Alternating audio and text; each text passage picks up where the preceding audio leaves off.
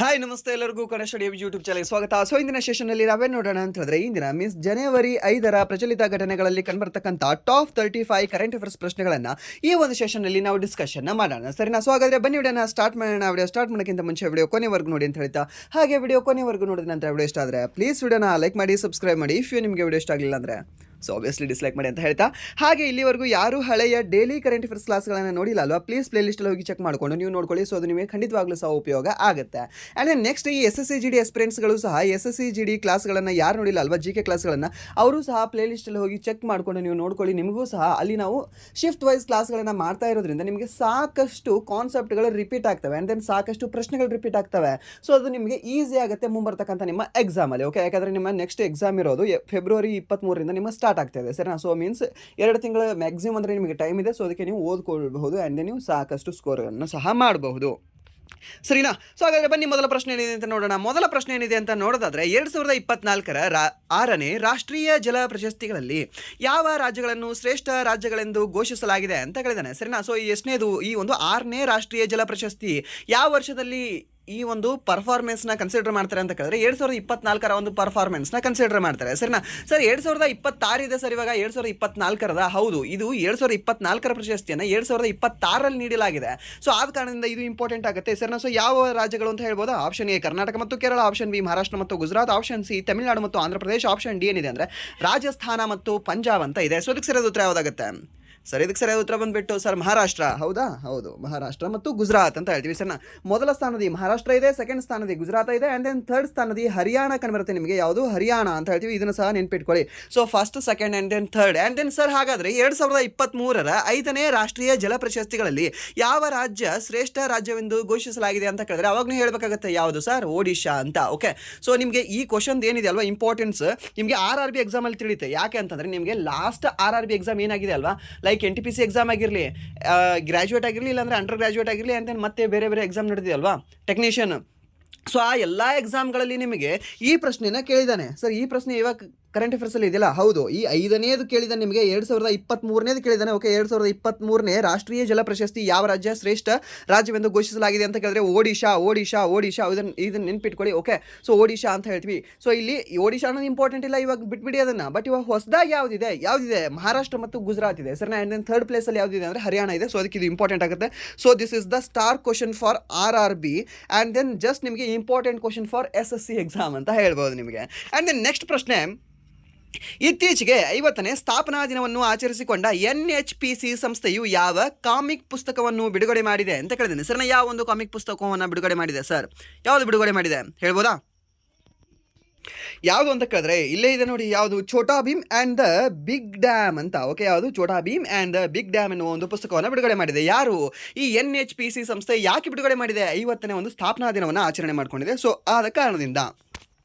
And then next ಪ್ರಶ್ನೆ, 3ನೇ ಪ್ರಶ್ನೆ, ಮಹಿಳಾ ಉದ್ಯೋಗಿಗಳಿಗೆ ವರ್ಷಕ್ಕೆ 12 ದಿನಗಳ ಪಾವತಿತ ಮಾಸಿಕ ರಜೆ ಈ ಪೇಡ್ ಮೆನ್ಸ್ಟ್ರಲ್ ಲೀವ್ ನೀಡುವ ನೀತಿಯನ್ನು ಜಾರಿಗೆ ತಂದ ಭಾರತದ ಮೊದಲ ರಾಜ್ಯ ಯಾವುದು ಅಂತ. ಓಕೆ, ಇದು ನಿಮಗೆ ಇಂಪಾರ್ಟೆಂಟ್ ಆಗುತ್ತೆ. ಆ್ಯಂಡ್ ದೆನ್ ಇದು ನಮ್ಮ ಕರ್ನಾಟಕ ರಾಜ್ಯ ಸರ್ಕಾರ ನಡೆಸ್ತಕ್ಕಂತಹ ಎಕ್ಸಾಮ್ಗಳಿಗೂ ಸಹ ಇದು ಇಂಪಾರ್ಟೆಂಟ್ ಆಗುತ್ತೆ. ಸರ್ ಸೊ ಇದಕ್ಕೆ ಹಾಗಾದರೆ ಯಾವುದಾಗುತ್ತೆ ಇದಕ್ಕೆ ಉತ್ತರ? ಸೊ ಇದಕ್ಕೆ ಸರಿಯಾದ ಉತ್ತರ ಬಂದುಬಿಟ್ಟು ಈ ಒಂದು ಕರ್ನಾಟಕ ಅಂತ ಹೇಳ್ತೀವಿ. ಓಕೆ, ಸೊ ಈ ಒಂದು ಯಾವ ದಿನ ಅಂತ ಹೇಳ್ತೀವಿ?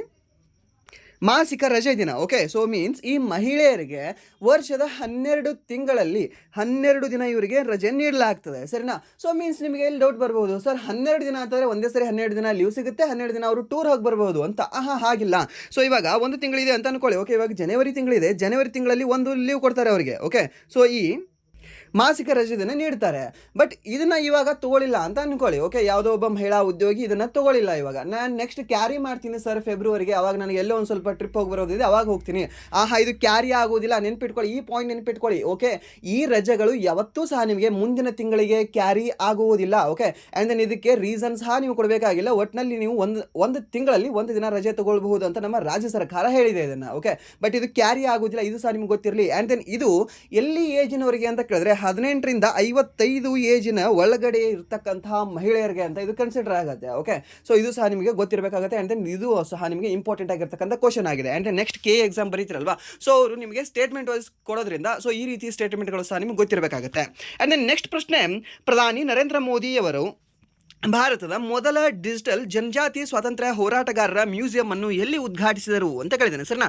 ಎಲ್ಲಿ ಉದ್ಘಾಟಿಸಿದರು ಸರ್, ಎಲ್ಲಿ ಉದ್ಘಾಟನೆ ಮಾಡಿದ್ದಾರೆ ಅಂತ ನೋಡಿದರೆ ಈ ಒಂದು ಛತ್ತೀಸ್ಗಢದಲ್ಲಿ, ಎಲ್ಲಿ ಈ ಒಂದು ನವಿ ರಾಯ್ಪುರ್ ಅಂತ ಹೇಳ್ತೀವಿ, ಯಾವುದು ಈ ಒಂದು ನವಿ ರಾಯ್ಪುರದಲ್ಲಿ ಉದ್ಘಾಟನೆಯನ್ನು ಮಾಡಿದ್ದಾರೆ. ಯಾವುದನ್ನ, ಈ ಭಾರತದ ಮೊದಲ ಡಿಜಿಟಲ್ ಜನಜಾತಿ ಸ್ವಾತಂತ್ರ್ಯ ಹೋರಾಟಗಾರರ ಮ್ಯೂಸಿಯಂ ಅಂತ ಹೇಳ್ತೀವಿ. Okay, so this is the star question. ನಿಮಗೆ ಇದನ್ನು ಕೇಳ್ತಾನೆ ನಿಮಗೆ. ಓಕೆ, ಸೊ ಯಾವ ಎಕ್ಸಾಮಲ್ಲಿ ಕೇಳ್ತಾನೆ ಗೊತ್ತಿಲ್ಲ, ಬಟ್ ಇದನ್ನು ಕೇಳ್ತಾನೆ, ಯಾಕಂದ್ರೆ ಅಷ್ಟು ಇಂಪಾರ್ಟೆಂಟ್ ಆಗಿರ್ತಕ್ಕಂಥ ಕ್ವಶನ್ ಆಗಿದೆ ಇದು. ಆ್ಯಂಡ್ ದೆನ್ ನೆಕ್ಸ್ಟ್ ಪ್ರಶ್ನೆ, ಈ 5ನೇ ಪ್ರಶ್ನೆ, ITI ಮತ್ತು NSTI ಬೋಧಕರಲ್ಲಿ ಡಿಜಿಟಲ್ ವಿನ್ಯಾಸ ಮತ್ತು ತಯಾರಿಕಾ ಕೌಶಲ್ಯವನ್ನು ಹೆಚ್ಚಿಸಲು DGT ಯಾವ ಸಂಸ್ಥೆಯೊಂದಿಗೆ ಒಪ್ಪಂದ ಮಾಡಿಕೊಂಡಿದೆ ಅಂತ ಕೇಳಿದ್ದೇನೆ ಸರ್ನಾ.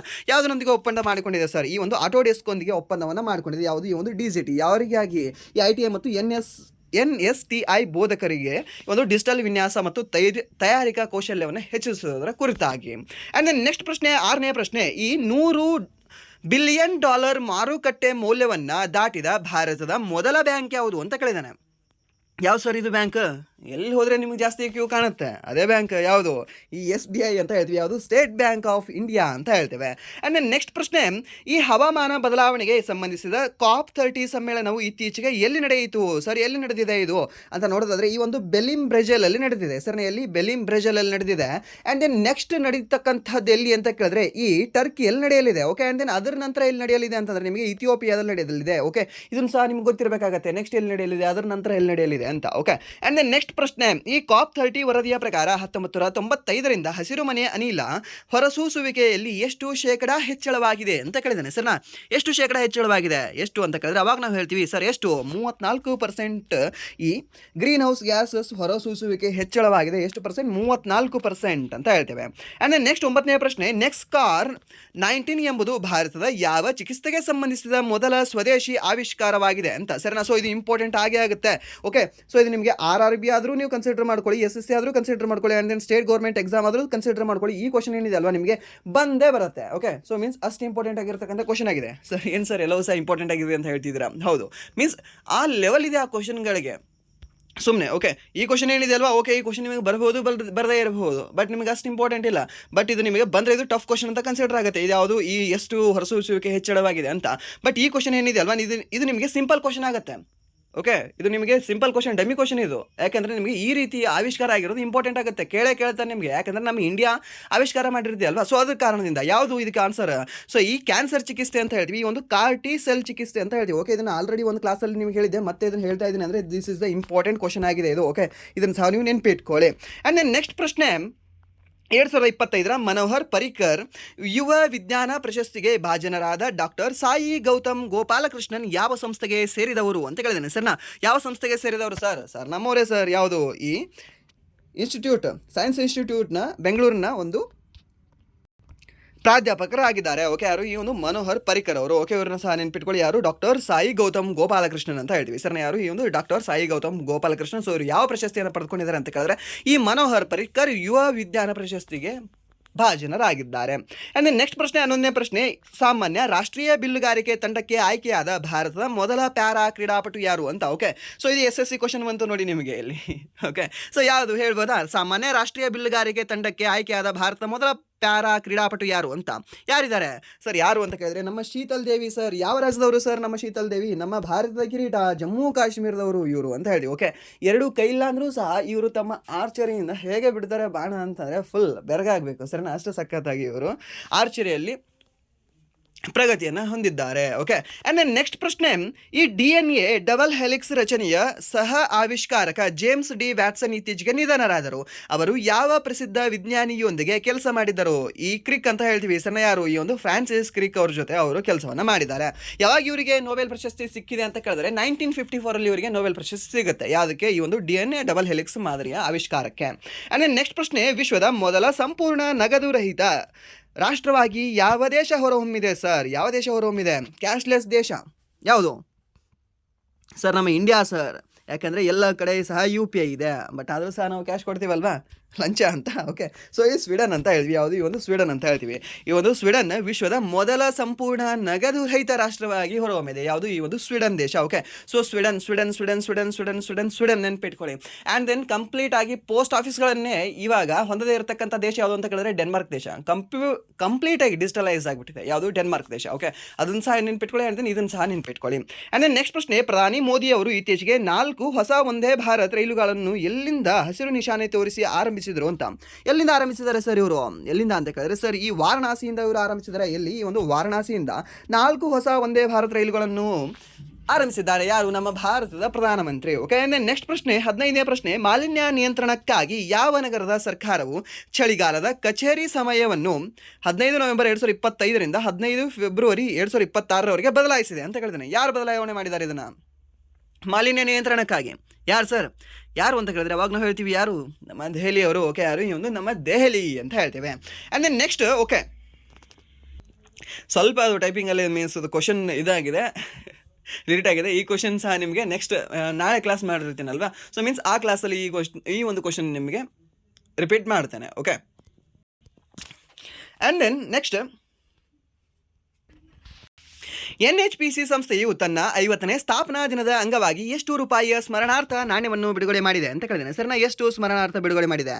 ಎಷ್ಟು ಹೇಳ್ಬೋದಾ? ಎಷ್ಟು ಸರ್? ಇದಕ್ಕೆ ಸರಿಯಾದ ಉತ್ತರ ಆಪ್ಷನ್ ಬಿ. ಎಷ್ಟು? 50. ಯಾಕಂದರೆ ಇಲ್ಲಿ 50ನೇ ಸ್ಥಾಪನಾ ದಿನ ಇದೆ ಅಲ್ವಾ, ಸೊ ಅದಕ್ಕೆ 50ರ ಒಂದು ನಾಣ್ಯವನ್ನು ಬಿಡುಗಡೆ ಮಾಡಿದೆ. ಯಾವುದು? ಈ ಒಂದು NHPC ಅಂತ ಹೇಳ್ತೀವಿ. ಆ್ಯಂಡ್ ದೆನ್ ನೆಕ್ಸ್ಟ್ ಪ್ರಶ್ನೆ, ಶಾಹಿದ್ ವೀರ್ ನಾರಾಯಣ್ ಸಿಂಗ್ ಮೆಮೋರಿಯಲ್ ಮತ್ತು ಮ್ಯೂಸಿಯಂ ಯಾವ ಸಮುದಾಯದ ಹೋರಾಟಗಾರರಿಗೆ ಸಮರ್ಪಿತವಾಗಿದೆ ಅಂತ ಕೇಳಿದ್ದೇನೆ. ಸರ್, ಯಾವುದು? ಈ ಒಂದು ಶಾಹಿದ್ ವೀರ್ ನಾರಾಯಣ್ ಸಿಂಗ್ ಮೆಮೋರಿಯಲ್ ಮ್ಯೂಸಿಯಂ ಅಂತ ಹೇಳ್ತೀವಿ. ಯಾರಿಗೆ ಇದು ಸಂಬಂಧಿಸಿದೆ ಹೇಳ್ಬೋದಾ? ಯಾರಿಗೆ ಸರ್? ಇದು ಸಹ ಯಾರಿಗೆ? ಈ ಟ್ರೈಬಲ್ ಸಮುದಾಯಕ್ಕೆ. ಎಲ್ಲಿ? ಒಂದು ಟ್ರೈಬಲ್ ಸಮುದಾಯಕ್ಕೆ ಅಂತ ಹೇಳ್ತೀವಿ. ಓಕೆ, ಈ ಒಂದು ಜನಜಾತಿಗೆ ಇದು ಸಂಬಂಧಿಸಿದೆ. ಆ್ಯಂಡ್ ದೆನ್ ನೆಕ್ಸ್ಟ್ ಪ್ರಶ್ನೆ, 19ನೇ ಪ್ರಶ್ನೆ, ಭಾರತೀಯ ಬ್ಯಾಂಕಿಂಗ್ ಇತಿಹಾಸದಲ್ಲಿ ಮೊದಲ ಬಾರಿಗೆ SBI ಯಾವ ಮೈಲಿಗಲ್ಲನ್ನು ತಲುಪಿದೆ? ಸರ್, ಇವಾಗಲೇ ನೋಡಿದ್ವಲ್ಲ ಸರ್, ಏನು $100 ಬಿಲಿಯನ್ ಕ್ರಾಸ್ ಮಾಡಿದೆ ಸರ್. ಇದು ಯಾವುದು? ನಮ್ಮ SBI. ಓಕೆ, ಯಾವುದು? SBI ಅಂತ ನೆನ್ಪಿಟ್ಕೊಳ್ಳಿ. ಆ್ಯಂಡ್ ದೆನ್ ನೆಕ್ಸ್ಟ್ ಪ್ರಶ್ನೆ, ಈ ಡಾಕ್ಟರ್ ಸಾಯಿ ಗೌತಮ್ ಗೋಪಾಲಕೃಷ್ಣನ್ ಅವರಿಗೆ ಯಾವ ಕ್ಷೇತ್ರದಲ್ಲಿನ ಸಂಶೋಧನೆಗಾಗಿ ಯುವ ವಿಜ್ಞಾನಿ ಮನೋಹರ್ ಪರಿಷ್ಕರ್ ಪ್ರಶಸ್ತಿಯನ್ನು ನೀಡಿ ಗೌರವಿಸಲಾಗಿದೆ ಹೆಸರನ್ನ? ಸೊ ಕ್ವಶನಲ್ಲೇ ನಿಮ್ಗೆ ಸಾಕಷ್ಟು ಇನ್ಫಾರ್ಮೇಷನ್ ಇದೆ, ನೆನ್ಪಿಟ್ಕೊಳ್ಳಿ. ಓಕೆ, ಈ ಕ್ವಶನಲ್ಲಿ ನಿಮಗೆ ಜಾಸ್ತಿ ಇಂಪಾರ್ಟೆನ್ಸ್ ಇದೆ ಇದು. ಓಕೆ, ಇದು ನೆನ್ಪಿಟ್ಕೊಳ್ಳಿ. ಸೊ ಯಾವುದಕ್ಕಾಗಿ ಅಂತ ನೋಡಿದ್ರೆ ಈ ಒಂದು ಕಂಪ್ಯೂಟೇಷನಲ್ ಮಟೀರಿಯಲ್ ಸೈನ್ಸ್ ಅಂತ ಹೇಳ್ತೀವಿ. ಓಕೆ, ಯಾವುದೇ ಒಂದು ಕಂಪ್ಯೂಟೇಷನಲ್ ಮಟೀರಿಯಲ್ ಸೈನ್ಸ್ಗಾಗಿ ಇವರಿಗೆ ಈ ಯುವ ವಿಜ್ಞಾನಿ ಪ್ರಶಸ್ತಿಯನ್ನು ನೀಡಿ ಗೌರವಿಸಲಾಗಿದೆ. ಯಾರಿಗೆ? ಡಾಕ್ಟರ್ ಸಾಯಿ ಗೌತಮ್ ಗೋಪಾಲಕೃಷ್ಣನ್ ಅಂತ ಹೇಳ್ತೀವಿ. ಓಕೆ, ಆ್ಯಂಡ್ ನೆಕ್ಸ್ಟ್ 21ನೇ ಪ್ರಶ್ನೆ. ಸರ್, ಇದು ಒಂದಂತ ಹಾಕಿದ್ದೀರಾ? ಹೌದು, ಇದು 21 ಅಂತ ಕನ್ಸಿಡರ್ ಮಾಡ್ಕೊಳ್ಳಿ ನೀವು. ಅಂದರೆ ನೆಕ್ಸ್ಟ್ 68ನೇ ರಾಷ್ಟ್ರೀಯ ಶೂಟಿಂಗ್ ಚಾಂಪಿಯನ್ಶಿಪ್ನಲ್ಲಿ ಮಹಿಳೆಯರ 10 ಮೀಟರ್ ಏರ್ ರೈಫಲ್ ಪ್ರಶಸ್ತಿಯನ್ನು ಗೆದ್ದವರು ಯಾರು ಅಂತ ಕೇಳಿದ್ದೇನೆ ಸರ್ನಾ. ಸೊ ಯಾರು ಗೆದ್ದಿದ್ದಾರೆ ಸರ್ ಇದರಲ್ಲಿ? ಯಾರು ಗೆದ್ದಿದ್ದಾರೆ ಸರ್? ಈ ಅಮೀರಾ ಅರ್ಷದ್ ಅವ್ರು ಗೆದ್ದಿದ್ದಾರೆ. ಹೆಸರನ್ನ ಯಾರು? ಈ ಒಂದು ಅಮೀರಾ ಅರ್ಷದ್ ಅವರು.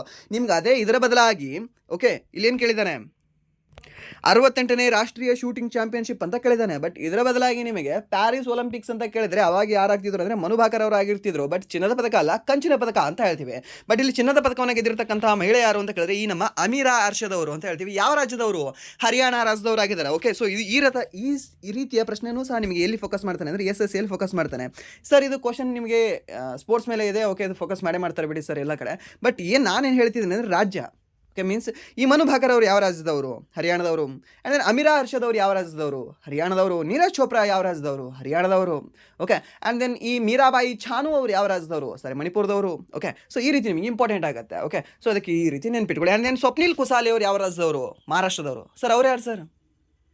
50 ಮೀಟರ್ ಏರ್ ರೈಫಲಲ್ಲಿ ಈ ಪ್ಯಾರಿಸ್ ಒಲಿಂಪಿಕ್ಸಲ್ಲಿ ಕಂಚಿನ ಪದಕ ಗೆದ್ದಿಲ್ವಾ ಅವರು? ಓಕೆ, ಸ್ವಪ್ನಿಲ್ ಕುಸಾಲಿ ನೆನ್ಪಿಟ್ಕೊಳ್ಳಿ. ನಿಮ್ದು ಏನಾದರೂ RRBಯಲ್ಲಿ ಜಾಬ್ ಆದರೆ ನೀವು ಅವರನ್ನು ಮೀಟ್ ಆಗ್ತೀರಾ. ಎಲ್ಲಿ? ಈ ನಮ್ಮ ಮುಂಬೈ ಜೋನಲ್ಲಿ. ಯಾಕೆಂದರೆ ಅವರು ಈ RRBಯ ಒಬ್ಬ ಎಂಪ್ಲಾಯಿನೇ ಆಗಿದ್ದಾರೆ. ಅವರು TTA ಇದ್ದಾರೆ ಅವರು. ಓಕೆ, ಆ್ಯಂಡ್ ನೆಕ್ಸ್ಟ್ ಪ್ರಶ್ನೆ, ದೂರದರ್ಶನ ನ್ಯೂಸ್ನ ನೂತನ ಮಹಾನಿರ್ದೇಶಕರಾಗಿ ಯಾರು ಅಧಿಕಾರ ವಹಿಸಿಕೊಂಡಿದ್ದಾರೆ? ಓಕೆ, ಸೊ ಬತ್ತು ನೋಡಿ ನಿಮಗೆ ಮತ್ತೆ ಒಂದು important then the tough question ಇದು.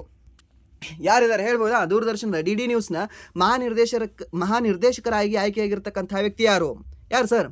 ಯಾರು ಅಂತ ಕೇಳಿದ್ರೆ ಅವಾಗ ನಾವು ಹೇಳ್ತೀವಿ ಒಂದು ಮಮತಾ ವರ್ಮಾ ಅವರು. ಯಾರು? ಈ ಒಂದು ಮಮತಾ ವರ್ಮಾ. ಈ DD ನ್ಯೂಸ್ ಅವರು ಎಷ್ಟು ಚೆನ್ನಾಗಿ ನ್ಯೂಸ್ ಹೇಳ್ತಾರೆ ಗೊತ್ತಾ? ಎಷ್ಟು ಮಮತೆಯಿಂದ ಹೇಳ್ತಾರೆ. ಸೊ ನೆನ್ಪಿಟ್ಕೊಳ್ಳಿ, ಮಮತಾ ವರ್ಮಾ ಮಮತೆಯಿಂದ ಹೇಳ್ತಾರಲ್ವಾ. ಬೆಂಗಳೂರು ಮೈಸೂರು ನೈಸ್ ರೋಡ್ ಹೈವೇಯಲ್ಲಿ 2 ಬಸ್ಗಳ ಡಿಕ್ಕಿ, ಹಾಗೆ 40 ಜನರ ಮರಣ. ಎಷ್ಟು ಸಿಂಪಲಾಗಿ, ಅದು ಸಹ ಸಿಂಪಲಾಗಿ ಹೇಳ್ತಾರೆ. ಹೇಳಿದ್ರೆ ಮಮತೆಯಿಂದನೇ ಹೇಳ್ತಾರೆ. ಓಕೆ, ಸೊ ಯಾರು ಅಂತ ಕೇಳಿದ್ರೆ ಈ ನಮ್ಮ DD ನ್ಯೂಸ್ ಅವರು. ಸೊ ಅದಕ್ಕೆ ನೆನ್ಪಿಟ್ಕೊಳ್ಳಿ ಯಾರು? ಈ ಒಂದು ಮಮತಾ ವರ್ಮಾ ಅಂತ ಹೇಳ್ತೇವೆ. ಆ್ಯಂಡ್ ನೆಕ್ಸ್ಟ್ ಪ್ರಶ್ನೆ, ಭಾರತೀಯ ಮಹಿಳಾ ಹಾಕಿ ತಂಡದ ಮುಖ್ಯ ಕೋಚ್ ಆಗಿ ಯಾರನ್ನು ಪುನಃ ನೇಮಕ ಮಾಡಲಾಗಿದೆ ಅಂತ ಕೇಳಿದ್ದೇನೆ ಸರ್ನ. ಯಾರನ್ನು ನೇಮಕ ಮಾಡಲಾಗಿದೆ? ಯಾರನ್ನ ಮಾಡಲಾಗಿದೆ, ಯಾರನ್ನ? ಈ ಗ್ರಹಾಂ ರಿಡ್ ಅವರಿಗೆ ಆ್ಯಂಡ್ ದೆನ್ ಹರೀಂದ್ರ ಸಿಂಗ್ ಅವರು ಎಲ್ಲ ಅಂತಂದರೆ ಈ ಒಂದು ಸ್ನೋಡ್ಜ್ ಮರ್ಜ್ನೆ ಅವರು ಆ್ಯಂಡ್ ದೆನ್ ಈ ಒಂದು ಜನನೇಕೆ ಸ್ಕೋಪ್ ಮೆನ್ ಅಂತ ಕೊಟ್ಟಿದ್ದಾರೆ ಹೆಸರನ್ನ. ಸೊ ಯಾರಾಗ್ತಾರೆ ಹೇಳ್ಬೋದಾ? ಯಾರನ್ನ ನೇಮಕ ಮಾಡಿದ್ದಾರೆ ಸರ್? ಯಾವುದಕ್ಕೆ? ಭಾರತೀಯ ಮಹಿಳಾ ಹಾಕಿ ತಂಡದ ಮುಖ್ಯ ಕೋಚ್ ಆಗಿ ಯಾರನ್ನ ಅಂತ ಕೇಳಿದ್ರೆ ಈ ಒಂದು ಜೋರ್ಡ್ ಮರ್ಜ್ನೆ ಅಂತ ಹೇಳ್ತೀವಿ. ಯಾವ ದೇಶದವರಾಗಿದ್ದಾರೆ ಇವರು? ನೆದರ್ಲ್ಯಾಂಡ್ ದೇಶದವರಾಗಿದ್ದಾರೆ ಸರ್. ಯಾವ ದೇಶದವರು? ನೆದರ್ಲ್ಯಾಂಡ್ ದೇಶದವರು. ಓಕೆ, ಸೊ ಇದು ಸಹ ನಿಮಗೆ ಇಂಪಾರ್ಟೆಂಟ್ ಆಗುತ್ತೆ, ಇದನ್ನು ಸಹ ನೆನ್ಪಿಟ್ಕೊಳ್ಳಿ. ಯಾರು? ಭಾರತದ ಮಹಿಳಾ ಹಾಕಿ ತಂಡದ ಮುಖ್ಯ ಕೋಚ್ ಆಗಿ ಯಾರನ್ನು ಪುನಃ ನೇಮಕ ಮಾಡಲಾಗಿದೆ ಅಂತ ಕೇಳಿದ್ರೆ ಈ ಜೋರ್ಡ್ ಮರ್ಜ್ನೆ ಅಂತ ಹೇಳ್ತೀವಿ. ಯಾರು? ಜೋರ್ಡ್ ಮರ್ಜ್ನೆ ಅಂತ ಹೇಳ್ತೇವೆ. ಅಂದರೆ ನೆಕ್ಸ್ಟ್ ಪ್ರಶ್ನೆ, ಜನವರಿ 15ರಂದು ನಡೆಯಲಿರುವ ಸೇನಾ ದಿವಸ್ ಪರೇಡ್ 2026 ಯಾವ ನಗರದಲ್ಲಿ ಆಯೋಜಿಸಲಾಗಿದೆ ಅಂತ ಕೇಳಿದ್ದೇನೆ ಸರ್ನ. ಯಾವ ನಗರದಲ್ಲಿ ಆಯೋಜಿಸಲಾಗಿದೆ ಸರ್? ಇದು ಎಲ್ಲಿ ಸರ್? ಈ ಒಂದು ಜೈಪುರದಲ್ಲಿ ಇದನ್ನು ಆಯೋಜನೆ ಮಾಡಲಾಗಿದೆ. ಲಾಸ್ಟ್ ಇಯರ್ ಎಲ್ಲಿ ಆಯೋಜನೆ ಮಾಡಿದ್ರೆ ಅಂತ ಹೇಳ್ಬೋದಾ? ಎಲ್ಲಿ? ಪುಣೆಯಲ್ಲಿ ಆಯೋಜನೆ ಮಾಡಿದ್ರಲ್ವಾ? ಈ ವರ್ಷ ಎಲ್ಲ ಆಯೋಜನೆ ಮಾಡಲಾಗ್ತದೆ, ಈ ಒಂದು ಜೈಪುರದಲ್ಲಿ ಆಯೋಜನೆ ಮಾಡಲಾಗ್ತದೆ. ಎಲ್ಲಿ? ಈ ಒಂದು ಜೈಪುರ ಅಂತ ಹೇಳ್ತೀವಿ. ಸೊ ನಿಮ್ಗೆ ಇನ್ನೊಂದು ಸಹ ಗೊತ್ತಿರಲಿ, ಈ ದೆಹಲಿ ಬಿಟ್ಟು ಹೊರಗಡೆ ನಡೀತಿರ್ತಕ್ಕಂತಹ 2ನೇ ಪರೇಡ್ ಇದು. ಮೊದಲನೇದಲ್ಲಿ ಪುಣೆಯಲ್ಲಿ, 2ನೇದಲ್ಲಿ ಅಂದರೆ ಈ ಒಂದು ಜೈಪುರಲ್ಲಿ. ಓಕೆ, ಸೊ ಮೀನ್ಸ್ ಆ ಒಂದು ಲೆಗಸಿ ಏನಿದೆಯಲ್ಲ ಅದನ್ನು ಬ್ರೇಕ್ ಮಾಡಿ ಇವಾಗ ಬೇರೆ ಬೇರೆ ಕಡೆ ಎಲ್ಲವೂ ಕಡೆ ಮಾಡ್ತಾ ಇದ್ದಾರೆ. ಯಾವುದು? ಈ ಒಂದು ಸೇನಾ ದಿವಸದ ಪರೇಡ್ ಎಲ್ಲಿ? ಈ ಒಂದು ವರ್ಷ ಜೈಪುರ್ ಅಂತ ಹೇಳ್ತೀವಿ. ಆ್ಯಂಡ್ ದೆನ್ ನೆಕ್ಸ್ಟ್ ಪ್ರಶ್ನೆ, CDS ಜನರಲ್ ಅನಿಲ್ ಚೌಹಾಣ್ ಅವರು ಭಾರತೀಯ ವಾಯುಪಡೆಗಾಗಿ ಸುಧಾರಿತ ರನ್ವೇವನ್ನು ಎಲ್ಲಿ ಉದ್ಘಾಟಿಸಿದರು ಅಂತ ಕೇಳಿದ್ದೇನೆ ಸರ್. ಎಲ್ಲಿ ಉದ್ಘಾಟಿಸಿದ್ದಾರೆ ಇದನ್ನು? ಎಲ್ಲಿ ಉದ್ಘಾಟಿಸಿದ್ದಾರೆ ಅಂತ ಕೇಳಿದ್ರೆ ಈ ಒಂದು ಕಾರ್ ನಿಕೋಬಾರ್ ಏರ್ ಬೇಸ್ನಲ್ಲಿ ಅವರು ಉದ್ಘಾಟನೆ ಮಾಡಿದ್ದಾರೆ. ಯಾರು? ನಮ್ಮ ಅನಿಲ್ ಚೌಹಾಣ್ ಅವರು. ಆ್ಯಂಡ್ ದೆನ್ ನೆಕ್ಸ್ಟ್ ಪ್ರಶ್ನೆ, ಮಾರ್ಚ್ 1, 2026ರಿಂದ ಅನ್ರಿಸರ್ವ್ಡ್ ಟಿಕೆಟ್ ಬುಕ್ಕಿಂಗ್ಗಾಗಿ UTS ಮೊಬೈಲ್ ಆ್ಯಪ್ ಬದಲಿಗೆ ಯಾವ ಹೊಸ ಆ್ಯಪ್ ಬಳಕೆಗೆ ಬರಲಿದೆ ಅಂತ ಕೇಳಿದ್ದೇನೆ. ಓಕೆ, ಸೊ ಇವಾಗ ನೀವು ಅನ್ರಿಸರ್ವ್ಡ್ ಟಿಕೆಟ್ ಬುಕ್ಕಿಂಗ್ ಮಾಡ್ತಿದ್ರಿ ಗೊತ್ತಾ ಸರ್? ನಾವು ಮಾಡ್ತಾನೆ ಇರಲ್ಲ, ಬಟ್ ಕೋಡ್ ಎಲ್ಲ ಅಂಟಿಸ್ತಿರ್ತಿದ್ರು ಈ ರೈಲ್ವೆ ಸ್ಟೇಷನಲ್ಲಿ. ಓಕೆ, ನೀವು ಅನ್ರಿಸರ್ವ್ಡ್ ಕ್ಯೂ ಎಲ್ಲ ನಿಂತ್ಕೊಳಕ್ಕೆ ಹೋಗಬೇಡಿ, ಇಲ್ಲಿಂದ ನೀವು ಬುಕ್ ಮಾಡಿ ಅಲ್ಲಿ ಒಂದು ಸ್ಕ್ಯಾನರ್ ಎಲ್ಲ ಹಾಕಿದ್ರು, ಟಿಕೆಟ್ ಸ್ಕ್ಯಾನರ್ ಎಲ್ಲ ಹಾಕಿರ್ತಿದ್ರು. ಅದು ಯಾವುದು? UTS ಆ್ಯಪ್ ಅಂತ ಹೇಳ್ತಿದ್ವಿ. ಬಟ್ ಆ UTS ಆ್ಯಪ್ ಈಗ ಯಾವುದರಿಂದ ರಿಪ್ಲೇಸ್ ಆಗ್ತಾ ಇದೆ ಅಂತ ಕೇಳಿದ್ರೆ ಯಾವುದರಿಂದ ರಿಪ್ಲೇಸ್ ಆಗ್ತಿದೆ ಸರ್? ಈ ಒಂದು ರೇಲ್ 1 ಆ್ಯಪಿಂದ ರಿಪ್ಲೇಸ್ ಆಗ್ತಿದೆ ಸರ್ನ. ಯಾವುದು? ಈ ಒಂದು ರೇಲ್ 1 ಆ್ಯಪ್ ಅಂತ ಹೇಳ್ತೀವಿ ಸರ್ನ. ಈ ಒಂದು ರೇಲ್ 1 ಆ್ಯಪಲ್ಲಿ ನಿಮಗೆ ಸಾಕಷ್ಟು ಇನ್ಫಾರ್ಮೇಷನ್ ಇದೆ, ನೋಡ್ಕೊಳ್ಳಿ ಇದನ್ನು ನೀವು. ಓಕೆ, ಸೊ ಜಸ್ಟ್ ಒಂದು ಸರಿ ಇದನ್ನು ಇನ್ಸ್ಟಾಲ್ ಮಾಡ್ಕೊಳ್ಳಿ ಬೇಕಾದರೆ. ಬಟ್ ನಿಮಗೆ ಎಕ್ಸಾಮ್ಗೆ ಬರ್ತಕ್ಕಂಥ ಸಮ್ ಇನ್ಫಾರ್ಮೇಷನ್ ಸಹ ಇದರಲ್ಲಿದೆ. ಓಕೆ, ಸೊ ಅದಕ್ಕೆ ಇದನ್ನು ಒಂದು ಸರಿ ನೋಡ್ಕೊಳ್ಳಿ, ಈ ಆ್ಯಪ್ನ ನೋಡ್ಕೊಳ್ಳಿ, ರೈಲ್ 1 ಆ್ಯಪ್ನ. ರೈಲ್ 1 ಅಂತ ಸರ್ಚ್ ಮಾಡಿ ಇನ್ನು ಪ್ಲೇಲಿಸ್ಟಲ್ಲಿ ಸರ್ಚ್ ಮಾಡಿದ ನಂತರ ಒಂದು ಆ್ಯಪ್ ಬರುತ್ತೆ. ಆ ಆ್ಯಪ್ನ ಇನ್ಸ್ಟಾಲ್ ಮಾಡ್ಕೊಳ್ಳಿ, ರಿಜಿಸ್ಟರ್ ಮಾಡ್ಕೊಂಡು ನಂತರ ಲಾಗಿನ್ ಕೊಟ್ಟ ನಂತರ ಅಲ್ಲಿ ಏನು ಹೋಮ್ ಪೇಜಲ್ಲಿ ಏನೇನು ಬರುತ್ತಲ್ವಾ ಸಮ್ ಇನ್ಫಾರ್ಮೇಷನ್ ಇದೆ. ಮೀನ್ಸ್ ಅಲ್ಲಿ ಏನಿದೆ, ಅಲ್ಲಿ ಎಷ್ಟು ರೂಪಾಯಿ ಇದೆ, ಎಷ್ಟು ಅದಂತ ಸಹ ಇಲ್ಲ, ಬಟ್ ಅಲ್ಲಿ ಸಮ್ ಇನ್ಫಾರ್ಮೇಷನ್ ಇದೆ. ಓಕೆ ಅಲ್ಲಿ ಹಾಕಿದ್ದಾನೆ, ಲೈಕ್ ಕವಚದ ಬಗ್ಗೆ ಹಾಕಿದ್ದಾನೆ, and then the safety measures ಏನಿದಾವಲ್ಲ ಅದ್ರ ಬಗ್ಗೆ ಸಮ್ ಇನ್ಫಾರ್ಮೇಷನ್ ಕೊಟ್ಟಿದ್ದಾನೆ. ಸೊ ಅದನ್ನು ನೋಡ್ಕೊಳ್ಳಿ, ನಿಮಗೆ ಎಕ್ಸಾಮ್ಗೆ ಯೂಸ್ಫುಲ್ ಆದರೂ ಆಗ್ಬೋದು. ಆ್ಯಂಡ್ ದೆನ್ ನೆಕ್ಸ್ಟ್ ಪ್ರಶ್ನೆ, ಕೇಂದ್ರ ಸಚಿವ JP ನಡ್ಡಾ ಅವರು ಇಂಡಿಯನ್ ಫಾರ್ಮಾಕೋಪಿಯಾದ IP 2026 ಎಷ್ಟನೇ ಆವೃತ್ತಿಯನ್ನು ಬಿಡುಗಡೆ ಮಾಡಿದರು ಅಂತ ಕೇಳಿದ್ದೇನೆ ಸರ್. ಎಷ್ಟನೇ ಆವೃತ್ತಿಯನ್ನು ಬಿಡುಗಡೆ ಮಾಡಿದ್ದಾರೆ ಸರ್? 10ನೇ ಆವೃತ್ತಿಯನ್ನು ಇವರು ಬಿಡುಗಡೆ ಮಾಡಿದ್ದಾರೆ. ಯಾವುದು? ಈ ಒಂದು 10ನೇ ಆವೃತ್ತಿಯನ್ನು ಬಿಡುಗಡೆ ಮಾಡಿದ್ದಾರೆ. ಆ್ಯಂಡ್ ದೆನ್ ನೆಕ್ಸ್ಟ್ ಪ್ರಶ್ನೆ, ಈ ಪ್ರವಾಸೋದ್ಯಮದ ಕಾರಣದಿಂದಾಗಿ ಯಾವ ಪ್ರದೇಶದಲ್ಲಿ ಗ್ಯಾಲಕ್ಸಿ ಫ್ರಾಗ್ ಎಂಬ ಕಪ್ಪೆ ಪ್ರಭೇದವು ವಿಲುಪ್ತವಾಗಿರಬಹುದು ಎಂದು ಸಂಶೋಧಕರು ಆತಂಕ ವ್ಯಕ್ತಪಡಿಸಿದ್ದಾರೆ ಅಂತ ಕೇಳಿದ್ದೇನೆ ಸರ್ನ. ಯಾವುದು ಎಲ್ಲಿ ಅಂತ ಕೇಳಿದ್ರೆ ಈ ಒಂದು ಪಶ್ಚಿಮ ಘಟ್ಟಗಳಲ್ಲಿ. ಎಲ್ಲಿ ಅಂದರೆ ಈ ಒಂದು ಪಶ್ಚಿಮ ಘಟ್ಟಗಳಲ್ಲಿ ಅಂತ ಹೇಳ್ತೀವಿ. ಯಾವುದು? ಈ ಒಂದು ಗ್ಯಾಲಕ್ಸಿ ಫ್ರಾಗ್ನ ಒಂದು ಕಪ್ಪೆ ಪ್ರಭೇದ ಏನಿದೆ ಅಲ್ವಾ, ಸೊ ಅದು ಇವಾಗ ಅಂತ್ಯಗೊಂಡಿರಬಹುದು ಅಂತ ಈ ಸಂಶೋಧಕರು ಆತಂಕ ವ್ಯಕ್ತಪಡಿಸಿದ್ದಾರೆ. ಮೀನ್ಸ್ ಅದು ಎಂಡ್ ಆಗಬಹುದು ಅಂತ. ಆ್ಯಂಡ್ ನೆಕ್ಸ್ಟ್ ಪ್ರಶ್ನೆ, 2025 ಕ್ಯಾಲೆಂಡರ್ ವರ್ಷದಲ್ಲಿ ಟೆಸ್ಟ್ ಕ್ರಿಕೆಟ್ನಲ್ಲಿ ಅತಿ ಹೆಚ್ಚು ರನ್ ಗಳಿಸಿದ ಬ್ಯಾಟರ್ ಯಾರು ಸರ್? ಯಾರು ಗಳಿಸಿದ್ದಾರೆ ಈ ಒಂದು ಟೆಸ್ಟಲ್ಲಿ? ಯಾರು ಗಳಿಸಿದ್ದಾರೆ ಹೇಳ್ಬೋದಾ? ಯಾರು? ಈ ನಮ್ಮ ಶುಭ್ಮನ್ ಗಿಲ್ ಅವರು ಗಳಿಸಿದ್ದಾರೆ. ಎಷ್ಟು ರನ್? 983 ರನ್ಗಳನ್ನು ಗಳಿಸಿರ್ತಕ್ಕಂಥ ಆಟಗಾರರಾಗಿದ್ದಾರೆ. ಎಷ್ಟು? 983 ರನ್. ಆ್ಯಂಡ್ ನೆಕ್ಸ್ಟ್ ಪ್ರಶ್ನೆ, ಈ ಕ್ವಶನ್ ಇಂಪಾರ್ಟೆಂಟ್ ಅಷ್ಟಿದೆ ಇಲ್ವೋ ಗೊತ್ತಿಲ್ಲ. ಓಕೆ, ಬಟ್ ಇಲ್ಲಿ ನೆಕ್ಸ್ಟ್ ನಿಮಗೆ ICC ಅವಾರ್ಡ್ ಕೊಡ್ತಾನೆ. ಇದು ಇವಾಗಲೇ ನೆನ್ಪಿಟ್ಕೊಳ್ಳಿ, ನಿಮ್ಮ ಮೈಂಡಲ್ಲಿ ಒಂದು ಇರಬೇಕು ಹೊಸ ಹುಡುಗರಿಗೆ. ಓಕೆ, ICC ಅವಾರ್ಡ್ಗಳನ್ನು ಕೊಡ್ತಾನೆ. ಓಕೆ, ICC T20 ಪುರುಷರಲ್ಲಿ ಯಾರಿಗೆ ಕೊಟ್ಟರು? ಅದೇ ಮಹಿಳೆಯರಲ್ಲಿ ಯಾರಿಗೆ ಕೊಟ್ಟರು? ಓಕೆ, ಮಹಿಳೆಯರಲ್ಲಿ ಯಾರಿಗೆ ಕೊಟ್ಟರು? ಆ್ಯಂಡ್ ದೆನ್ ಈ ಒಂದು ಒನ್ ಡೇಯಲ್ಲಿ ಪುರುಷರಲ್ಲಿ ಯಾರು ಗೆದ್ರು, ಮಹಿಳೆಯರಲ್ಲಿ ಯಾರು ಗೆದ್ರು, ಆ್ಯಂಡ್ ದೆನ್ ಟೆಸ್ಟಲ್ಲಿ ಮಹಿಳೆಯರು ಯಾರು, ಪುರುಷರು ಯಾರು ಅಂತ. ಓಕೆ, ಈ 6 ಹೆಸರುಗಳನ್ನು ನೀವು ನೆನ್ಪಿಟ್ಕೊಳ್ಳಿ. ಓಕೆ, ನೆಕ್ಸ್ಟ್ ಇನ್ನೊಂದು 10 ಇಲ್ಲ 15 ಡೇಸಲ್ಲಿ ಅದು ಬಿಡ್ತಾನೆ, ಅನೌನ್ಸ್ ಮಾಡ್ತಾನೆ. ಓಕೆ, ಆ ಲಿಸ್ಟ್ನ ಅನೌನ್ಸ್ ಮಾಡಿದ ನಂತರ ನಿಮಗೆ ಅದನ್ನು ಕ್ವಶನ್ ತಂದು ಹೇಳಿರ್ತೀನಿ ಡೈಲಿ ಕರೆಂಟ್ ಅಫೇರ್ಸ್ ಕ್ಲಾಸಲ್ಲಿ. ಓಕೆ, ಬಟ್ ಅದನ್ನು ನೆನ್ಪಿಟ್ಕೊಂಡೇ ಇಟ್ಕೊಳ್ಳಿ ನೀವು.